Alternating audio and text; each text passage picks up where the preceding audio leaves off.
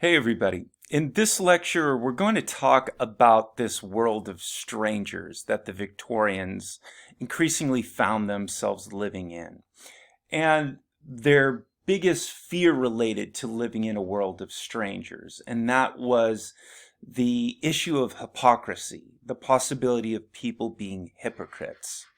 And their eventual solution to this problem of hypocrisy and living in a world of strangers, which was sincerity. But the problem with that was sincerity brought up other problems. All right. So this discussion is a little more abstract than some of the others. So follow along. Listening to this lecture will make some of the readings more understandable as we go through. So let's begin with talking about the problem of hypocrisy. Okay, hypocrisy is the practice of pretending to be somebody that you're not, or pretending to believe something that you really do not believe. Okay, hypocrisy is the main characteristic of the confidence man, of the con man. They use hypocrisy. They pretend to be somebody that they're not. Your friend, helpful, somebody that wants to aid and support you, but they really don't. They want to take advantage of you.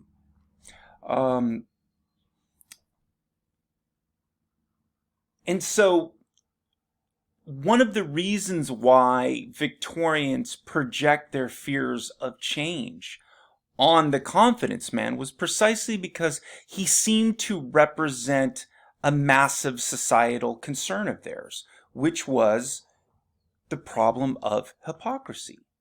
That in a world of strangers, people can pretend to be something that they're not. Now, in the beginning of our course, we talked about the Puritans, and we talked in particular about how the Puritans were very afraid of strangers. And that was a common trait coming out of peasant culture. And they wanted to live amongst their own, people that they knew in smaller communities. So they knew everybody and everybody knew them.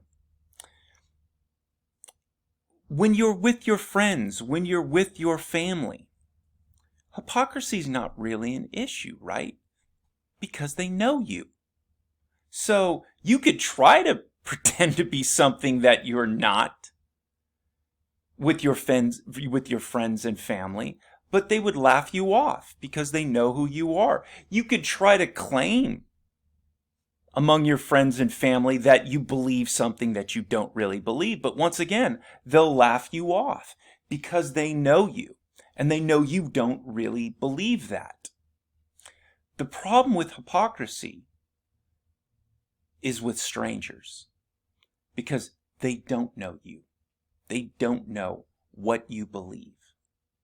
And so as we get this transition from Americans living more so in small villages where they tend to know everybody and everybody tends to know them, to increasingly moving into a world of strangers where a larger and larger percentage of the population is starting to live in larger urban areas where you are surrounded by strangers, the threat of hypocrisy becomes more real.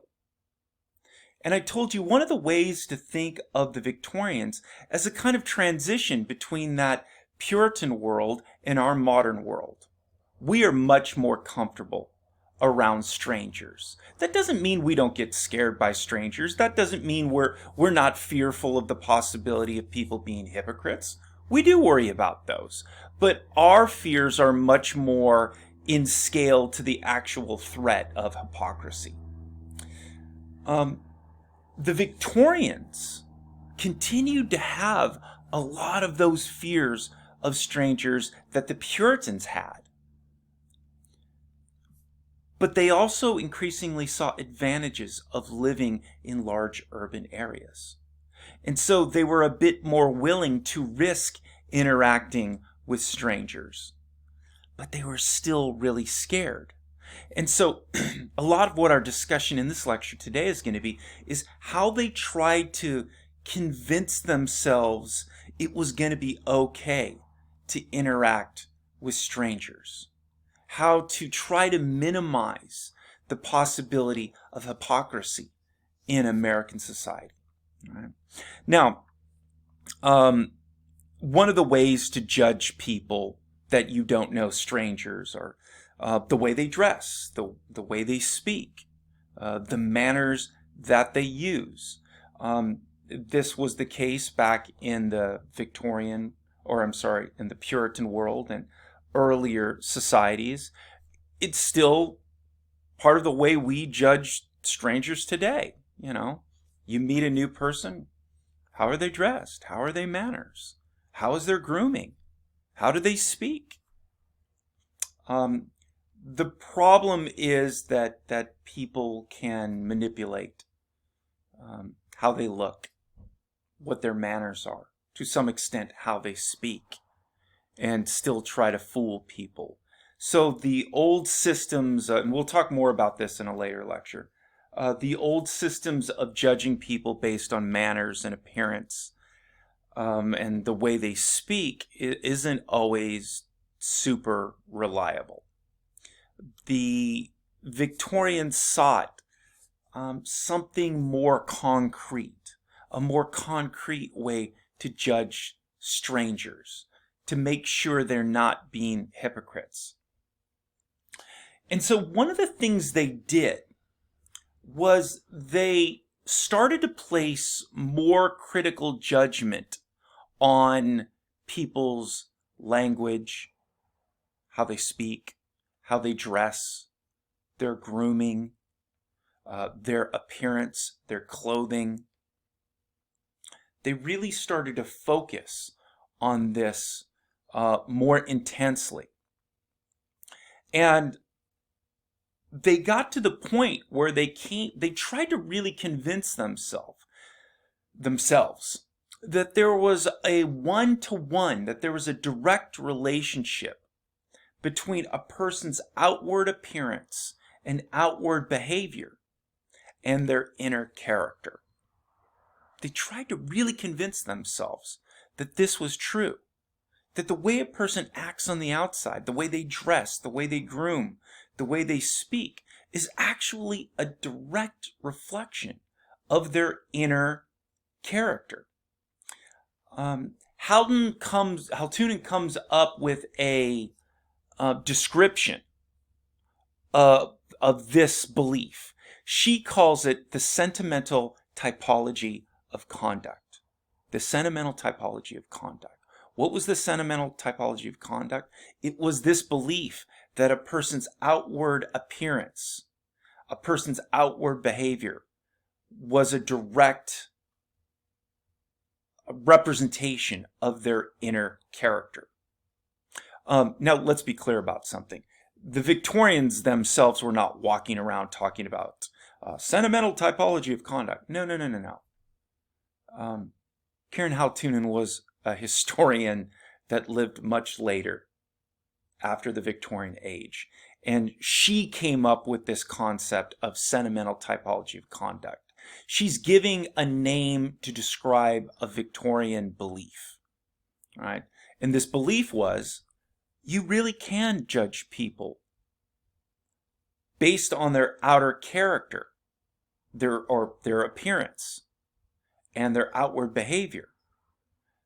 That gives you an understanding of their true character. See, if this was really true, if there was such a thing as the sentimental typology of conduct, if you really could very quickly size people up upon meeting them. Okay, this person is fashionably dressed. Okay, this person is well groomed. Okay, this person seems clean. Okay, this person is well spoken. This person uses words and controls language in ways that seems to demonstrate they are educated. Okay, I can trust this person. This person's okay. I can see this person's true character based on these factors I was just describing. Okay, I can interact with this person. If that was true, then living in the world of strangers wouldn't be that scary. It would be okay. It would almost be like being back in that small village where you knew everybody and everybody knew you. They really wanted this to be true. Of course, and you might already be scratching your head going, well, but that's not really true. You're right. You're right. No actual link between outward appearance and good moral inner character actually exists. The greatest example that this doesn't exist, of course, is confidence men, right? If there really was such a thing as the sentimental typology of conduct, if it really was true that your outward behavior and your outward appearance are a direct reflection of your inner character, then there would be no confidence men. But they still tried to convince themselves of it. Just because it's true didn't mean they didn't want to believe it. They wanted to believe it, and they tried to convince themselves of it. Ultimately, the sentimental typology of conduct was a kind of coping mechanism. It was something they wanted to believe that would allow themselves to more comfortably live in this world of strangers. It's like a person walking down a seemingly deserted, dark street and hearing something behind them and muttering to themselves, everything's okay, everything's okay, there's nothing to be worried about, everything's okay. As if somehow saying that will really make everything okay. They're trying to convince themselves walking on this deserted street is a safe thing to do, but it doesn't necessarily mean it's going to be safe. The Victorians are trying to convince themselves that this outward appearance and behavior is a direct reflection on what's on the inside. Okay. Now,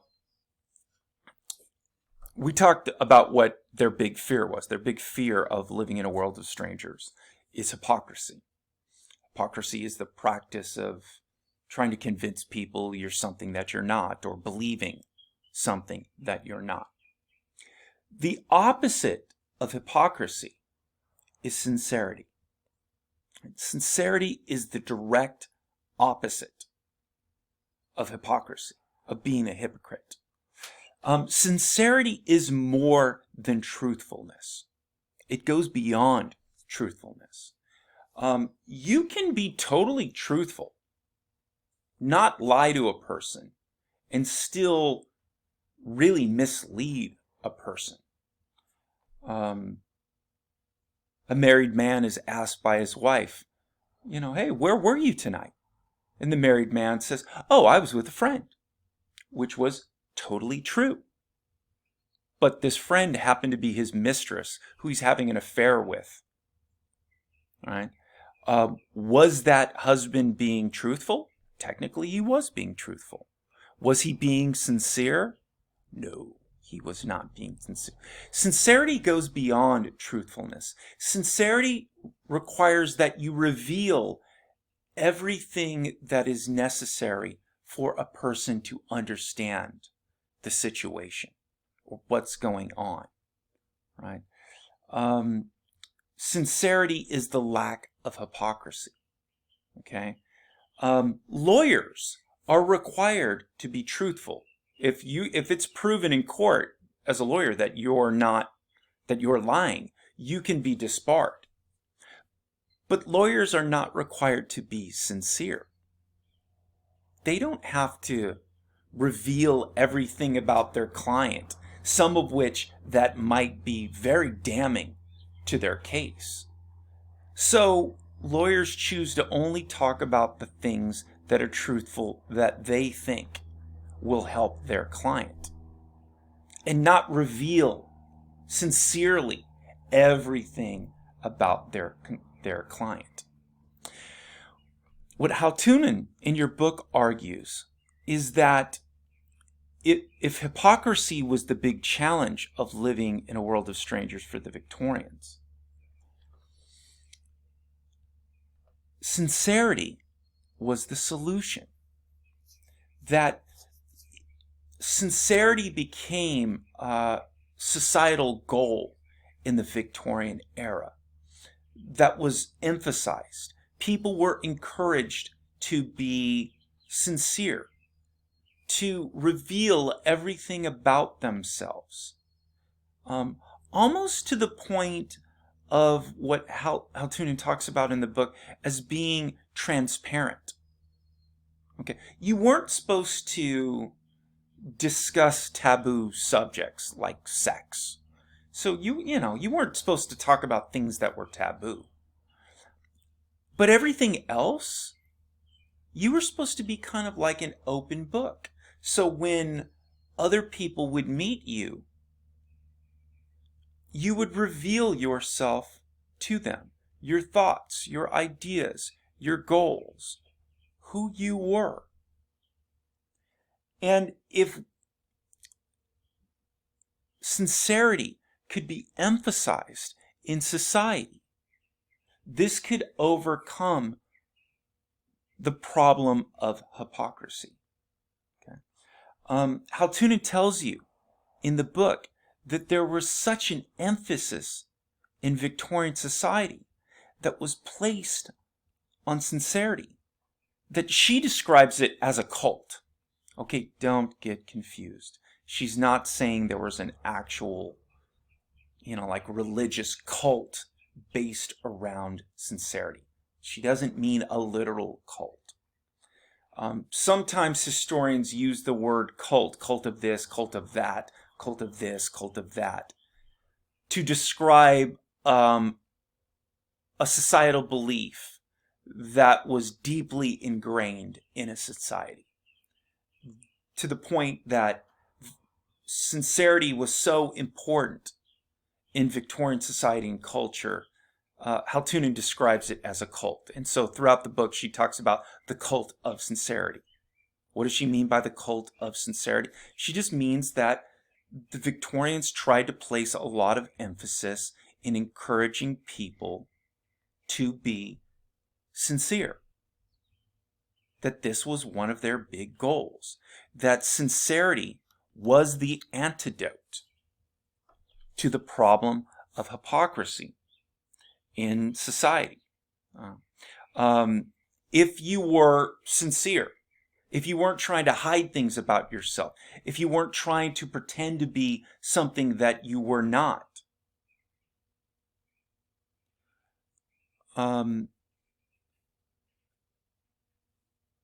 then society could function with a world of strangers. Don't pretend to be something that you're not. If you ever want to kind of fool people to think perhaps you're smarter or more well-read than you really are, just get a lot of books. Being in my line of work, I've had to read a lot of books. And then when you start teaching at a university, sometimes book publishers will just send me books because they're hoping I will like the book and I will make you guys buy the book. In some of my classes, I can email publishers and just ask them for free desk copies, and I occasionally do when I'm considering using new books for classes. My wife is an English teacher. My wife reads a lot, and so we have a lot of books. And when we were younger, we just kept buying more bookshelves and putting them in our living room, and it never failed to impress people when they would walk into our place and they would look at all the books and they go, wow. And the first thing people always assume is that if you own a book, that definitely means you've read it. And anybody who loves to read books always buys more books than they can read because you're reading books. But then, you'll go to the bookstore, you'll hear somebody talk about a book that's supposed to be really good, and you're like, well, I'm going to buy that just because you like to buy books. And so my wife and I, our bookshelves were filled with books we hadn't read yet, that we just purchased. And so people, you read all those books? And you'd tell them, no, I mean, I've read some of them, I've read most of them, but no, I haven't read all of them. But it would be so easy to fool people. If you wanted to trick people, just go to a secondhand store and buy some old bookshelves, and then in that same secondhand store, just buy a bunch of books. It doesn't even matter which books they are. 10 books for $1, and just buy them all and put them on shelves. People usually don't look that hard at the actual books on your shelf. And you could really fool people. Maybe you've never read a book in your life, but if you have 500 books and shelves in your living room, people are gonna be impressed. You can fool people. That wouldn't be sincere. That would be hypocritical, right? And so what the Victorians tried to encourage is for people to be sincere. They discouraged them from doing hypocritical things, like stating beliefs you don't really hold, speaking in ways you don't normally speak, having a bunch of books that you don't read and pretending like you read them. Sincerity would be the solution to the problem of hypocrisy. But there's a problem with this. Remember, in this Victorian age, particularly men are increasingly living in a more competitive, individualistic society, economy, where competition to succeed is ever greater than it was before. Those old Puritan farmers working on their farm, creating a subsistence life, they weren't in competition with one another. But as we get to the middle of the 1800s with industrialism and capitalism, there's increasing pressure to try to achieve success. And there was a temptation that to make yourself look better, to engage in hypocritical practices, to make yourself seem better than you were, to try and secure more success. Excuse me. Benjamin Franklin, in his autobiography, gave you advice, not necessarily to be hypocritical, but Franklin was definitely concerned about trying to present yourself in ways that would make yourself look the best. All right. One of the famous stories of Franklin from the autobiography is when he started his own business, Franklin tells us. He would make sure whenever it came time to go pick up supplies, like paper, he would take his wheelbarrow from his shop and he would walk through the streets of Philadelphia and pick up his supplies personally. Load up his wheelbarrow and walk through the streets of Philadelphia pushing his supplies. And there would be people that would realize, oh, that's the guy that owns the printing house. That's the owner of the printing house. Look at that guy. Man, he's a hard-working dude. He has underlings that work at his shop that he could send out to do that heavy lifting, that strenuous work. But look at that owner. He's doing it himself. Man, if I need some printing to get done, I'm going to go to that guy because that guy impresses me. That's exactly the desired effect that Benjamin Franklin has. And he admits that to us straight up. This was a kind of advertising for his business. He acknowledges, like, there were other people I could send, but I made a point of doing it. Now, that's not necessarily hypocritical, right? Benjamin Franklin was, in fact, a hard-working man. All right? He did work very hard. Okay? It would have been hypocritical of Franklin if he spent most of his day sleeping in his office, not doing work. But once a day, he would muster up the energy to push that wheelbarrow around to fool the public in Philadelphia that he was hardworking. Okay, that would be hypocritical. Franklin wasn't being hypocritical. He worked really hard, but he makes the point. Sometimes it's not enough to work hard. Sometimes you need people to realize you work hard to impress them. You want to advertise your hard work. So throughout Franklin's autobiography, he doesn't necessarily tell us to be hypocritical. But he does place this emphasis on making yourself look good. In a world of strangers, your reputation is really important. And you have to try to impress people. And so, despite the tremendous emphasis in Victorian society on instilling sincerity in men and women, there was a temptation sometimes to present yourself as better than who you really are. To pretend you're better than who you are. There was so much competition. There was so many other people you had to beat out, particularly for men, to rise up in American society, that the temptation to be hypocritical could be really strong. There was another problem with hypocrisy, and that is, if everybody was going to be sincere, okay, there's no problem with sincerity. But as we know from the confidence man, the con man, everybody isn't. Despite that the Victorians wanted to believe there was a direct relationship between outward appearance and inner character, that sentimental typology of conduct, it really wasn't true. There were con men. There were people that wanted to take advantage of you. And the more sincere you are, the more you let the world know about you, the more vulnerable you are to con men.